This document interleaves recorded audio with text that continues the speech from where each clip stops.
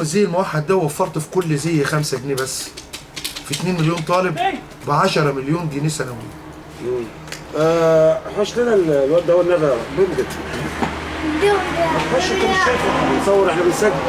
معلش يعني. ماشي وخليك انت بس صورك كده بعيد عن الكاميرا. يلا اتفضل.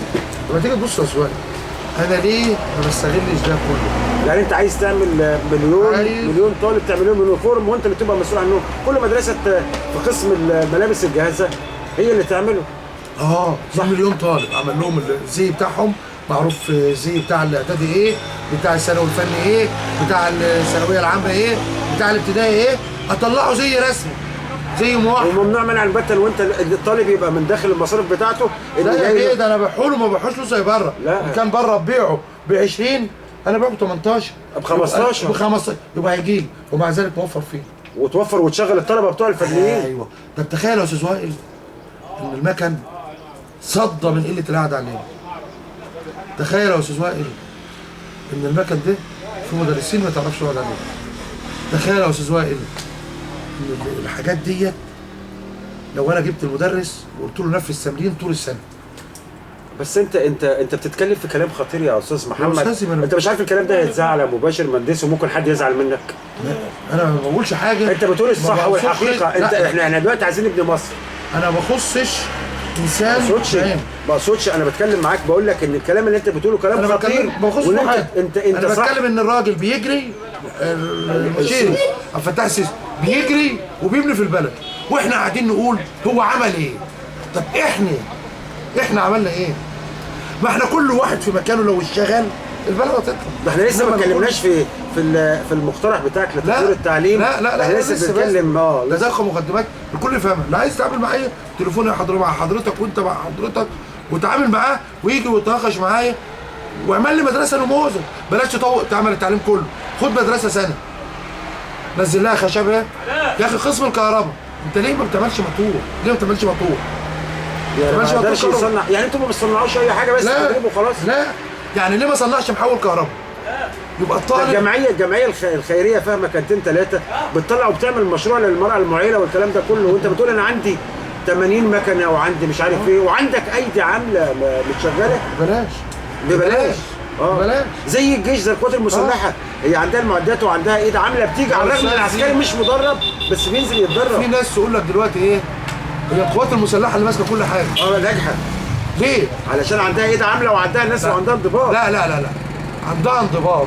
بقول لك ايد عامله. ما انا عندي الايد عندي لكن ما عنديش انضباط يا استاذي النهارده. وبعدين انت ممكن تعمل مشروع زي مشروع تخرج للطلبه. انت عندكم مثلا في مقاوله ماسكينها مثلا في شرق العوينات، الطالب ياخد عليها تقدير لما يروح يشتغل وانت تديله تقدير. ينفذ وانا معاه والمدرس يطلع معاه. اصل انا مدرس عملي، يعني في ارض واقع، في ارض موقع عمل، مش في ارض، مش قاعد في الضله.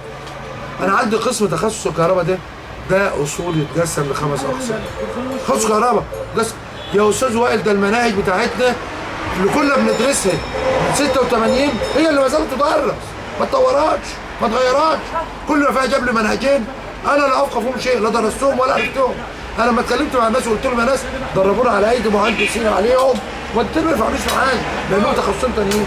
يعني الكهرباء بتاعت سنه 95 زي الكهرباء بتاعت 95 يا بيه، ده من 86. طب 86 اذا كان الصين نزلت لنا اللمبه الموفره الليد.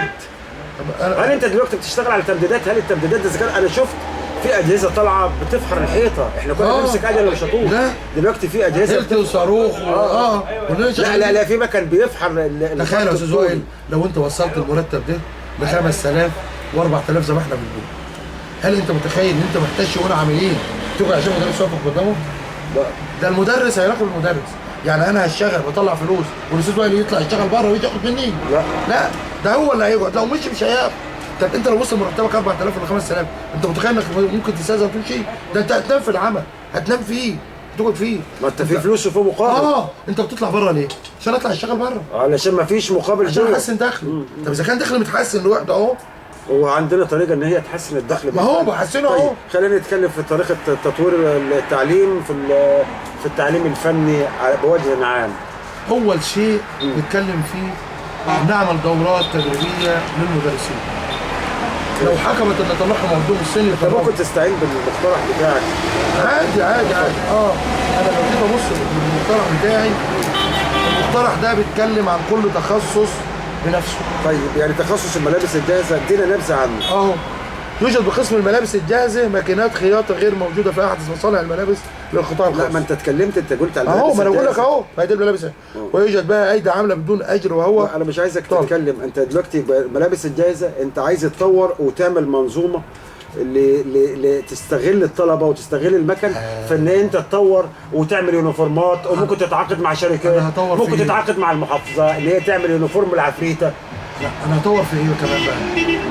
تخيل يا استاذ وائل، لو انت طول السنه عملت تمرين ومدرس ثاني في خلال السنه عمل 1000 تمرين، مين فيكم امهر؟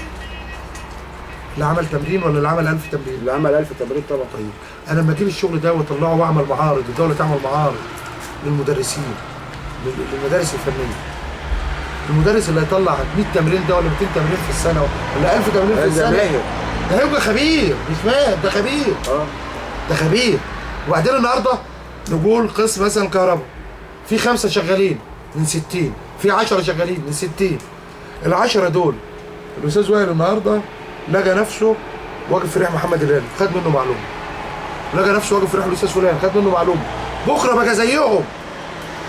ما هوش منتبه لبره ولا متجه للشغل بره، هو عايز ياخد، هو كل اللي اشتغلوا بره عشان يحسن دخله. لا ده انا بقول لك اتعلم اهو. ومحدش انت مهندس في مدرسه، مش هتطلع تشتغل عند واحد من الاهالي. انا كده يا بيه، ده انا عندي السعاده اخد شغل الاهالي نفسه واعلم في الطالب واعلم في المدرس وباجر. بس ان كان الاجر بتاع البيت دوت كنت عامل البيت بتاع الاستاذ وائل بيتعمل بره ب 2000 جنيه، لا كفايه عليا 1000 ونص. 1000 ونص ده مش ليا، للطالب، للمدرس، المدرسه. بس كل واحده لقيت ولا سجل تجاري ولا بطاقه ضريبيه ولا الكلام ده كله، بيفتح لك مجال. وما اجي اروح اشتري وهتدرب وهتطلع كمان طالب بقى شغال. وما اجي ادخل الطالب المدرسه ديت ما اقولوش انت جايب كام؟ مجموعك كام؟ ده مش مهمتي. يا استاذ الراجل جات له ظروف في يوم امتحان الرياضه ولا عربي، تعب جاب مجموع ضعيف، ده مش مشكله. انت ميولك ايه؟ ما يبقاش ابويا عنده ورشه تجاره بره وانا مدخله قسم اعمال صحيه. ما يبقاش ابويا عنده ورشه ملابس بره وانا مدخله قسم كهرباء. ما يبقاش ابويا عنده ورشه حداده بره وانا مدخله نجاره عماره. انا اشوف الواد ميوله ايه؟ عايز يشتغل في ايه؟ يا استاذي انت ممكن تلاقي، يا جماعه ربنا لما خلق البشر ما خلقش انسان غبي. طبعا هنخش الفروق الفرديه اللي هي انسان نقول معاق ذهنيا، ده شأن. لكن ربنا لما خلق البشر خلق لكل البشر عدل. صح. فما فيش انسان على وجه الارض اسمه غبي. الشيخ محمد متولي الشعراوي، فضيله الشيخ محمد متولي الشعراوي فشل في التعليم العام، ولكن لما حملوا القران بقى عالم من علماء الامه. فانا لما اجي اقول للاستاذ وائل انت هويتك ايه؟ الصحافه، ما ينفعش اقول له اطلع دكتور، هيبقى دكتور فاشل. صح. لكن بقى لي هوايه الصحافه وطلع في الصحافه بقى صحفي ناجح. صح. حب الشيء عشان الشيء ده يدي. كهربائي ناجح، بتاع اعمال صحيه ناجح، عشان هو غوير. هو غوير. طب ده بالنسبه للتخصص الملابس الجاهزه. ان احنا اتفقنا ان الملابس الجاهزه انت عايز تطور فيها ان هي تفتح معارض، تتعاقد، تشتغل، تبقى طلع ملابس منتجه. الملابس الجاهزه دي مش عنده مدرسين اللي هم الفنيين دول مهندسين. انت تقول عنده فنيين وصنايعيه استاذ. لا ده غير المدرس الفني. المدرس اللي بيدي المواد النظريه ده مهندس. صمم لي ازياء، انت بتبقى مصمم، انت مصمم ازياء، صمم ازياء. يعني ما عندكوش في قسم الملابس الجاهزه ده ما بيطلعش. لا ما بيطلعش. ويصمم لك باترون ومش باترون والكلام ده كله، ده كلام على ورق.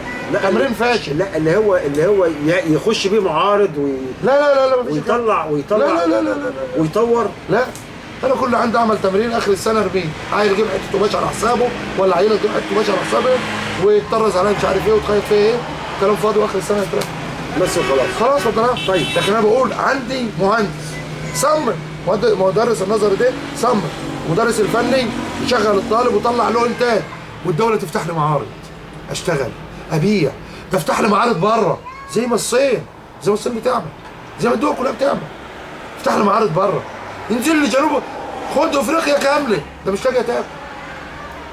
اعمل لي فيها معارض، افتح لي فيها معارض، افتح لي فيها مشاكل. تعالى يا بيه قسم تجاره العماره، بدل ما اطلع بابين ثلاثه بطلع 1000 باب وانت بيع. واجيب بيع. خامات وابيع مش شرط. يا بيه ما عندي ورشه بره فيها مكانتين ثلاثه وطول النهار عمال انت اطلع لي عندكم فرشه في قسم اداره ده مكن يا بيه بيعدي ال 2 مليون جنيه مش موجود في اي ورشه بره. المكن اللي عندنا يا استاذ وائل مش موجود في الورش الفنيه بتاعت القطاع الخاص بره، ومع ذلك ما بيطلعش. ليه؟